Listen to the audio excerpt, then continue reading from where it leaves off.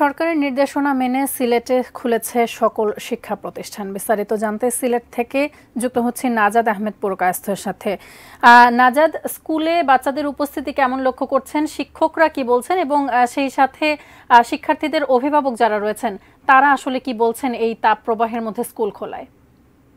সে মেতেছেন। আমার কথা হয়েছে বেশ কয়েকজন অভিভাবকের সাথে, তারা যেটি বলছেন এই যে গত কয়েকদিনের যে স্কুল কলেজ বন্ধ ছিল তার কারণে আসলে শিক্ষার্থীরা কিছুটা হলেও পিছাবে, কিন্তু যে সরকার যে নির্দেশনা আছে যে শনিবারেও স্কুল খোলা থাকবে তার কারণে কিন্তু এই ক্ষতিটা কিছুটা হলে পোষাতে পারবেন।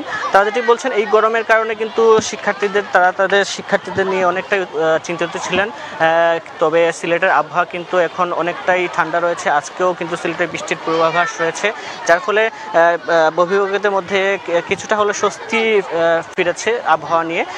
আমার সাথে কথা হচ্ছে এখানকার স্কুল কর্তৃপক্ষের সাথে, তারা যেটি বলেছেন এই যে স্কুলের যে সরকার যে নির্দেশনা রয়েছে, তারা যে সরকার যে 5 দফা নির্দেশনা দিয়েছে সেই নির্দেশনা মেনেই কিন্তু স্কুল প্রতিষ্ঠানগুলো চলছে।